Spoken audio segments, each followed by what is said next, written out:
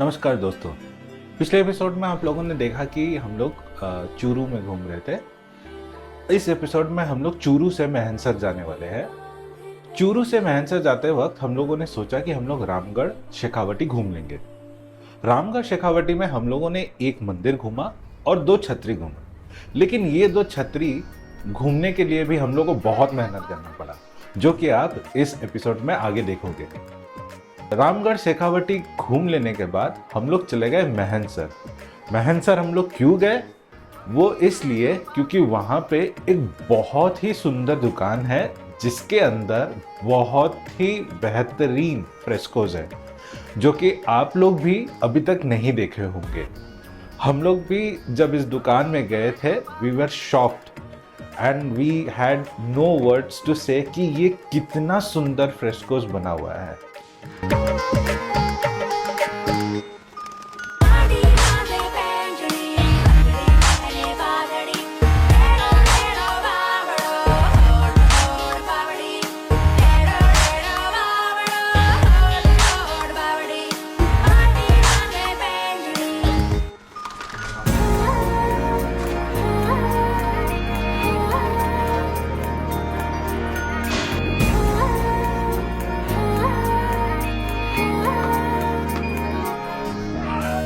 और यहाँ के फ्रेस्कोस बहुत अच्छे तरीके से प्रिजर्व्ड है, जिसके वजह से आप वहाँ पे बहुत अच्छे से कलर्स देख सकते हो और उनमें जो फ्रेस्कोस बना है उनके जो डिटेल्स है वो भी देख सकते हो। इसके अलावा भी हम लोग मैहनसर में 2 और ऐसे जगह गए जिससे देखकर हम लोग को बहुत अच्छा लगा एंड यू कैन से कि it was the highlight of our trip to Shekhawati. और ये कुछ जगह मैहनसर में घूम लेने के बाद हम लोग को लगा कि हम लोग जो इतना मेहनत करके शेखावटी आए थे और ये सारी ये जगहों को एक्सप्लोर किया, ये बिल्कुल वर्थ इट था। ऑन दिस नोट हम लोग इस एपिसोड को चालू करते हैं। आप लोग यहाँ के सारे जगहों को एक्सप्लोर कीजिए हमारे साथ और बताइए कमेंट सेक्शन में कि आप लोगों को ये जगह कैसा लगा।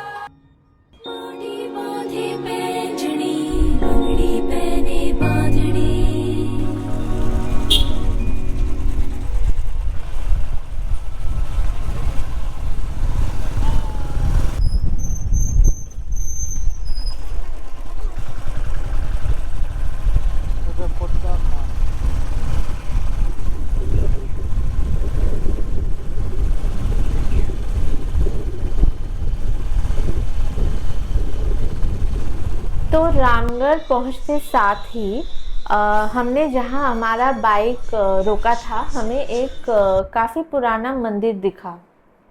तो उस मंदिर के बाहरी दीवारों पे भी काफ़ी सारे फ्रेस्कोस बने थे, तो वी अंडरस्टूड कि हम एक पुराने मंदिर के सामने खड़े हैं। और हम लोगों ने तभी डिसाइड किया कि हम लोग अंदर जाएंगे और इस मंदिर को देखेंगे। तो चूरू से निकलकर हम लोग अभी आ गए हैं रामगढ़ शेखावटी रीजन में। यहाँ पे भी काफ़ी हवेलियाँ है, मंदिर है। अभी पीछे जो है ये है बालाजी मंदिर, जहाँ हम लोग अभी एक्सप्लोर करने जाएंगे। और चूरू से यहाँ तक का सफ़र हम लोगों ने बाई रोड ही किया था। बहुत अच्छे से कनेक्टेड है NH52 से। रोड बहुत स्मूथ था। तो आइए चलिए पीछे एक्सप्लोर करते हैं।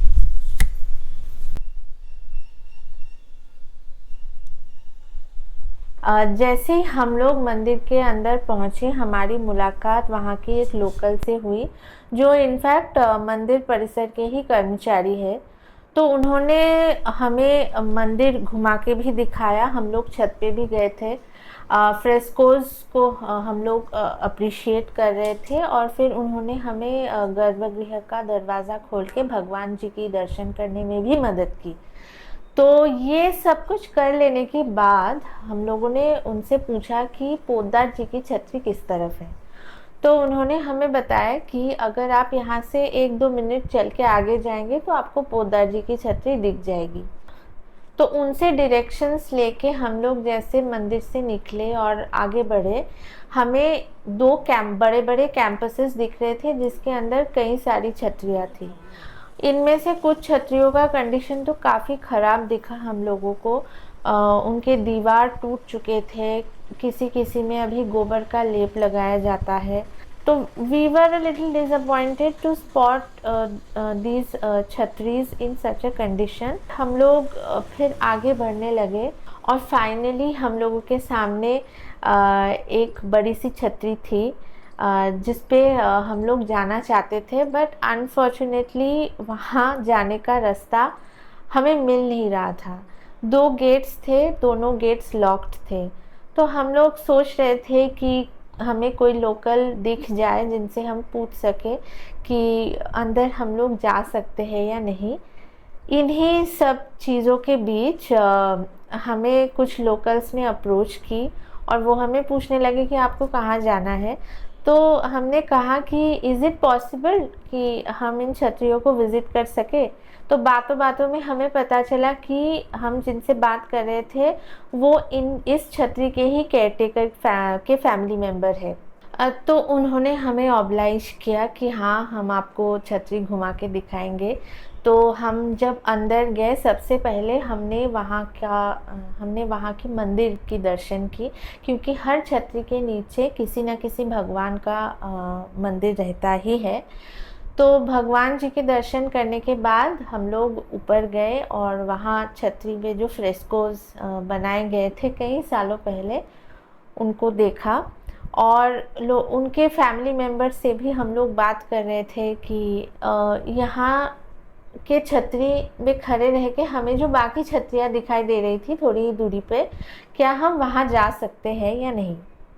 तो उन्होंने हमें बताया कि हाँ, वहाँ भी केयरटेकर्स हैं जो छतरी में के कैंपस के अंदर ही रहते हैं। तो अगर आप वहाँ जाते हैं तो शायद आप उनसे मिले और वो आपको छतरी घुमा के दिखाए।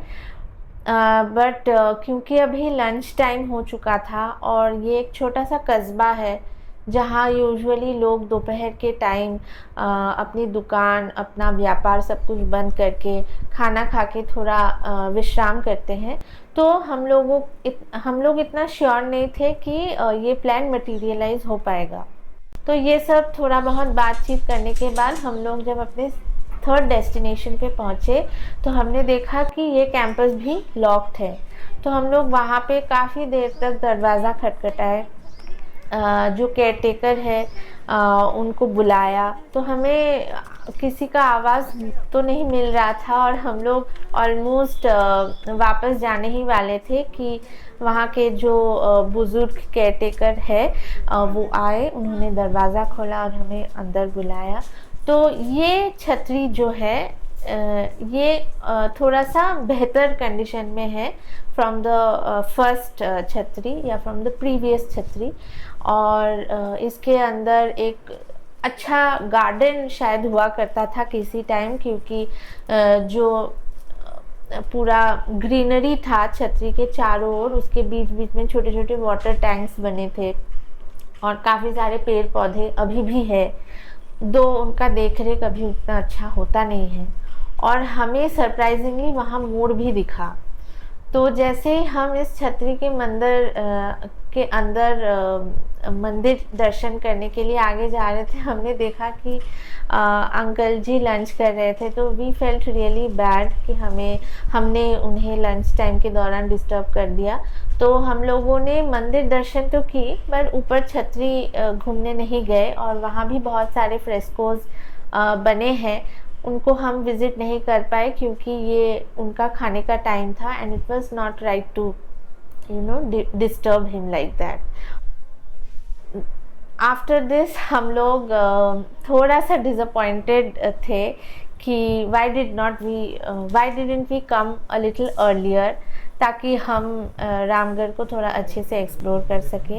एंड इन सब के चलते ना हमने रियलाइज़ किया कि जो एक्चुअल राम गोपाल पोद्दार जी की छतरी है जिसको विज़िट करने हम रामगढ़ आए थे, वो हमने नहीं देखा था। We had completely missed it. But हमें महनसर जाना था। We did not want to waste any more time finding this chhatri, क्योंकि महनसर में हमारे लिए कुछ ऐसे प्लेजेंट चीज़ें वेट कर रही थी। जिसके बारे में हम आपके साथ आगे चल के शेयर करेंगे। तो अभी के लिए हम लोग रामगढ़ का सफ़र यही ख़त्म करते हैं और महनसर की तरफ आगे बढ़ते हैं।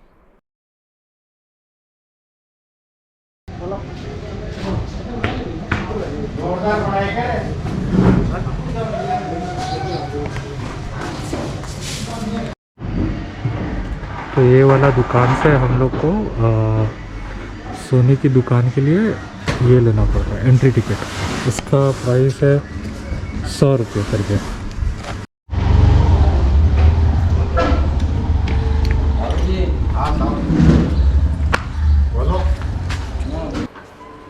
तो महनसर आने के पीछे जो मेन कारण था वो था सोने चांदी की दुकान को विज़िट करना। सोने चांदी की दुकान एक्चुअली एक छोटा सा बिल्डिंग है, एक 2 माले का मकान है जिसके ग्राउंड फ्लोर को सोने चांदी की दुकान कहा जाता है। और आप सोच रहे होंगे कि इस हवेली का या इस बिल्डिंग का नाम ऐसा क्यों पड़ा, सोने चांदी की दुकान। तो ये इसलिए हुआ था क्योंकि इसके अंदर जो फ्रेस्कोस बने हैं इनमें भारी मात्राओं में गोल्ड और सिल्वर लीव्स को यूज़ किया गया है या सोने और चांदी की परत यूज़ की गई है to enhance the frescoes inside this building. तो इसको अराउंड 1850 बनाया गया था बाय हरकंठ राय पोद्दार, क्योंकि वो यहाँ से अपने बिजनेस को रन करना चाहते थे। It was actually the head office, उनके व्यापार का जो हेड ऑफिस था वो यही बिल्डिंग था और इसी बिल्डिंग का ग्राउंड फ्लोर था एक्चुअली। और साथ ही में ये एक बैठक के तरह भी काम करता था। तो इस दुकान के अंदर 3 मेन कमरे हैं और ये तीनों कमरों को ही खचाखच फ्रेस्कोस से भरा गया है जिसका प्राइमरी कलर है लाल। तो जैसे ही आप अंदर प्रवेश करते हैं इस दुकान के या इस बिल्डिंग के, आप दंग रह जाते हैं यहाँ के फ्रेस्कोस को देख के। इनफैक्ट हम लोगों ने भी सोचा नहीं था कि जब हम लोग इसको अपनी आँखों से देखेंगे हम लोगों को कितना अच्छा लगेगा। तो तीनों कमरों के जो सीलिंग्स है उनमें बारी बारी में 3 अलग अलग कहानियाँ बताई गई है। एक में भगवान कृष्ण की जीवन से जुड़ी कहानियाँ बताई गई है, दूसरे में भगवान विष्णु के 24 अवतारों को बनाया गया है, साथ में उनके नाम भी लिखे गए हैं फ्रेस्कोस के नीचे। और जो तीसरा कमरा है उसकी सीलिंग में रामायण से जुड़ी कथाएं बताई गई है। तो ये तो है सीलिंग्स की बात। इसी के साथ साथ जो इस दुकान की या इस बिल्डिंग की अंदर की दीवारें हैं उनमें भी एकदम खचाखच फ्रेस्कोस बनाए गए हैं और उसका जो मेजर थीम है वो मेनली है फल के पेड़, पंछियाँ, अलग अलग किस्म के पेड़ पौधे, कई सारे फिगर्स और फिगरीन्स और साथ में सोने की परत यूज़ करके रिलीजियस और एंशिएंट टेक्स्ट के पंक्तियाँ भी लिखी गई हैं। तो इन सब फ्रेस्कोस के अलावा भी आपको कई जगहों पे फॉरेनर्स के कुछ पोर्ट्रेट्स भी देखने को मिलते हैं और साथ में शायद इन बिल्डिंग्स को जिन्होंने स्पॉन्सर किया था उस ज़माने में उनके फैमिली मेम्बर्स के भी पोर्ट्रेट्स जगह जगह पर बनाए गए हैं। तो हम लोग बस ग्राउंड फ्लोर ही विज़िट कर पाए। हम लोग पहले माले पे या जो फर्स्ट फ्लोर है वहाँ पे हम लोग नहीं जा पाए थे, बट हमने जितना भी देखा हमारे लिए एक आई ओपनिंग एक्सपीरियंस था, क्योंकि ये शायद हमारा सेकंड इंस्टेंस है पूरे शेखावटी क्षेत्र में। हम जो पिछले 3 दिन से ट्रैवल कर रहे हैं उसमें ऐसा सेकंड टाइम ही हुआ है कि we saw something so marvellous, जिसको एक्चुअली इतने अच्छे से कंजर्व करके भी रखा गया है। इससे पहले जब हम मंडावा में ट्रैवल कर रहे थे हम लोगों ने गोल्डन रूम विज़िट किया था, वो भी हमारे पिछले मंडावा के एपिसोड में हम लोगों ने डिटेल में कैप्चर किया है, उसको भी आप डेफिनेटली चेकआउट कीजिएगा। तो ये 2 जो एक्सपीरियंसेस थे वीवुड से हमारे टॉप 2 एक्सपीरियंसेस रहे in the entire Shekhawati region. तो चलिए महनसर और महनसर किले के बारे में हम लोग थोड़ा जानते हैं। महनसर किला बनाया गया था 1768 में बाय ठाकुर नाहर सिंह जी। जो पुराने वाली होटल है वो सामने वाली नहीं बनी है। सामने वाली नहीं बनी, इसका नाम है नारायण निवास ऐसे। तो महनसर ठिकाना जो है ये उन्हें गिफ्ट में मिला था from his grandfather Thakur Shardul Singh ji, और ये जो ठिकाना है ये पड़ता है पंचपना एस्टेट के अंदर। तो पंचपना एस्टेट काफ़ी बड़ा एक एस्टेट हुआ करता था, और जो ठाकुर फैमिली हुआ करती थी उनके जो डिफरेंट जनरेशन्स या वंशज थे उनमें ये एस्टेट को डिवाइड कर दिया गया था। तो महनसर ठिकाना जो था ये बाकी ठिकानों से काफ़ी अलग हुआ करता था। पहली बात तो ये थी कि महनसर ठिकाना जॉइंटली 3 रूलर्स के द्वारा रूल किया जाता था। This is a very interesting fact, ये बाकी ठिकानों में देखने को नहीं मिलता था उस वक्त। दूसरी महनसर का जो फ्लैग था उसका नाम था पंचरंगा, और यहाँ के जो ऑफिशियल्स थे या रूलर्स थे ये लोग कई एडमिनिस्ट्रेटिव और जुडिशियल पावर्स को होल्ड करते थे। ये भी उस टाइम में बहुत अनकॉमन हुआ करता था। तो ऐसे हम समझ पा रहे हैं कि महनसर का जो पूरे शेखावटी क्षेत्र में अहमियत था वो काफ़ी ऊंचा था। तो महनसर में जितने भी मारवाड़ी सेठों के परिवार थे उनमें से एक मुख्य परिवार था पोद्दार फैमिली। तो पोद्दार फैमिली ओपियम के साथ साथ कई अलग चीज़ों का व्यापार करता था via the silk route to other countries. तो इसके वजह से उनके फैमिली या उनके परिवार और साथ ही महनसर का जो एफ्लुएंस था, जो स्टेटस था, वो काफ़ी ऊंचा था, और उनके रहते ही यहाँ पे कई सारी हवेलियाँ बनी, कई सारी छत्रियाँ बनी, मंदिर बने जो काफ़ी भव्य हुआ करते थे। बट एक वक्त ऐसा आया जब उनका जो ये दबदबा था वो धीरे धीरे कम हो गया। उन्होंने व्यापार में कई सारे घाटों का सामना किया और धीरे धीरे वो लोग महनसर से दूसरे क्षेत्र में माइग्रेट करने लगे जो महनसर से जियोग्राफिकली बड़ा हुआ करता था। तो इस वजह से जो महनसर का दबदबा था वो धीरे धीरे कम होता गया। तो महनसर किले को फ़िलहाल एक हेरिटेज प्रॉपर्टी में कन्वर्ट कर दिया गया है, और ठाकुर परिवार के 9th जनरेशन फैमिली मेंबर्स जिनके मुख्य है ठाकुर कुंवर भगवती सिंह जी, वो फ़िलहाल इस प्रॉपर्टी का देखरेख करते हैं। तो हम जब महनसर फोर्ट घूमने गए थे हमारे लोकल गाइड के साथ, हमें तब वहाँ जाके पता चला कि ये एक हेरिटेज प्रॉपर्टी नहीं है बल्कि 2 प्रॉपर्टीज़ है। तो एक बंटवारा हुआ है और 2 अलग अलग मैनेजमेंट्स 2 होटल्स को अभी रन कर रहे हैं। उनमें से एक है नारायण निवास कासल और दूसरा है महनसर हेरिटेज होटल। और यहाँ पे भी आपको भर भर के जगह जगह पे फ्रेस्कोस देखने को मिलते हैं। कई जगहों पे वो फ्रेस्कोस तो ख़राब भी हो चुके हैं, मिट चुके हैं कई जगहों पे, बट फिर भी जितना भी बचा कुचा है वो इंटरेस्टिंग है। और ऐसे ही कुछ फ्रेस्कोस को देखते हुए हम इस फोर्ट पे धीरे धीरे चल रहे थे, और वहाँ के जो केयर टेकर है उन्होंने हमें यहाँ कुछ रूम्स भी दिखाए। तो इस होटल को उतने अच्छे से रेनोवेट नहीं किया गया है। इस हवेली का या इस फोर्ट का जो रॉ एसेंस है वो अभी भी इंटैक्ट है। तो अगर आप यहाँ रहने का प्लान भी बना रहे हैं तो you will really find it interesting to stay here, क्योंकि यहाँ का जो वो ओल्ड वर्ल्ड चार्म है वो अभी भी इंटैक्ट है। ऑल्सो अगर समय बन पा रहा है तो कोशिश कीजिएगा कि इस फोर्ट का जो टॉप मोस्ट पॉइंट है आप वहाँ तक जाए। वहाँ पे जाने के लिए केयर टेकर का होना इज़ वेरी इम्पॉर्टेंट। तो हमारे साथ भी इस हेरिटेज होटल के केयर टेकर थे, साथ में हमारे लोकल गाइड थे जो हमें एस्कॉर्ट करके एकदम टॉप मोस्ट पॉइंट तक लेके गए थे।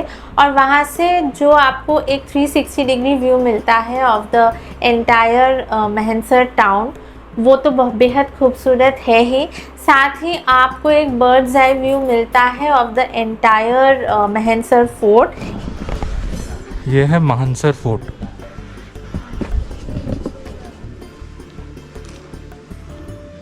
चले अभी मंदिर जाएंगे ना। हाँ चलो मंदिर दिखा देते हैं फिर। हाँ। चलिए। तो महनसर किले से निकल के हम लोग वापस सोने चांदी की दुकान की तरफ आ गए और अभी हम लोग जाने वाले थे रघुनाथ जी मंदिर की तरफ। तो रघुनाथ जी मंदिर को यहाँ पे बड़ा मंदिर भी कहा जाता है और इसको भी हरकंठ राय पोद्दार जी ने बनाए थे अप्रॉक्सीमेटली बिटवीन 1844 एंड 1850। तो इस मंदिर में भी आपको काफ़ी रिच फ्रेस्कोस देखने को मिलेंगे। बाहर का जो हिस्सा है या बाहरी जो दीवारें हैं वहाँ पे भी, और जैसे आप अंदर की तरफ जाएंगे वहाँ पे भी। और यहाँ एक्चुअली दो अलग अलग मंदिरें हैं। पहले जैसे ही हम घुसते हैं हमें हनुमान जी का एक मूर्ति दिखता है और वहाँ से जैसे ही हम और अंदर की तरफ जाते हैं हमारे लोकल गाइड हमें लेके चले थे परिसर के पहले मंदिर में, जहाँ राम जी की मूर्ति थी अपनी पूरी परिवार के साथ, मतलब अपने सभी भाई और अपनी पत्नी के साथ। और ये जो मूर्तियाँ हैं ये सफ़ेद मार्बल से बनाई गई है और यहाँ अभी भी पूजा अर्चना होता है। इसके बाद हम लोग दूसरे मंदिर के तरफ गए थे और ये जो दूसरा मंदिर था यहाँ की जो मूर्तियाँ थी ये बहुत ही यूनिक है। हमें पता नहीं है ये हमारे देश में कहीं और है या नहीं, बट दूसरे मंदिर में एक्चुअली शिव जी की मूर्ति है अपने पूरे परिवार के साथ, अपनी पत्नी और अपने बच्चों के साथ, और उनके वाहन भी है साथ में। तो यहाँ शिव जी की जो मूर्ति है ये काफ़ी अलग है इसलिए क्योंकि वो जिस मुद्रा में बैठे हैं और उनका जो स्वरूप है वो ऑलमोस्ट एक कॉमन मैन की तरह है। ये बहुत ही यूनिक है और हमें पता नहीं है कि हमारे देश में या कहीं और शिव जी को इस मुद्रा और इस रूप में पूजा जाता है या नहीं। तो this was a very interesting find for us. तो यहाँ से हम लोग एक और जो सब श्राइन है इसी मंदिर के अंदर, वहाँ एक छोटा सा शिवलिंग बनाया गया है, वहाँ हम गए, हमने माथा टेका और फिर थोड़ी देर मंदिर परिसर के अंदर बैठ के हम लोगों ने आराम किया और फिर हम लोग निकल गए हमारे last destination of the day.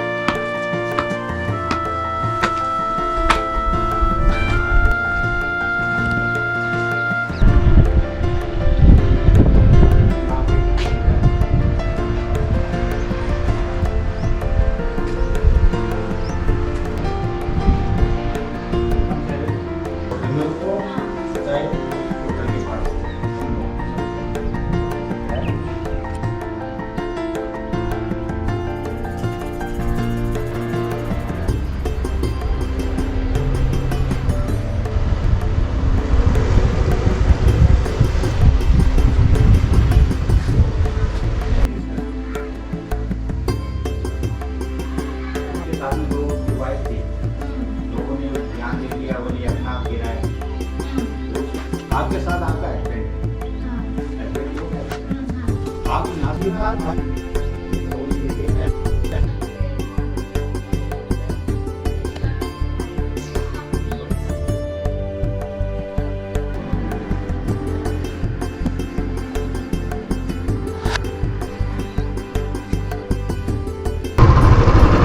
तो हम लोग चूरू, रामगढ़ और मनसर घूम लेने के बाद अभी वापस जा रहे हैं अपना होटल मंडावा। और मंडावा में हम लोग का अभी भी कुछ जगह बाकी है तो उसे हम लोग को कवर करेंगे। हम लोगों ने अभी तक लंच नहीं किया है तो सुबह जो ब्रेकफास्ट खाया है वही उसी से चल रहा है। मनसर का एक्सपीरियंस हम लोग के लिए काफ़ी अच्छा था, बट आई थिंक सो वो दुकान के 100 रुपीज़ थोड़ा ज़्यादा लगे मुझे। यहाँ खेत में एक ऊँट है देखो।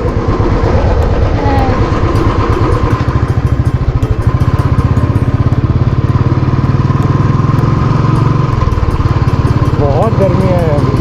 अभी बज रहा है दोपहर का 3, तो अभी हम लोग को ऑलमोस्ट 40 मिनट लगेगा मंडावा पहुँचने। यहाँ गांव-गांव में इतने मोर है और कभी भी आपको कहीं पे भी दिख जाएंगे।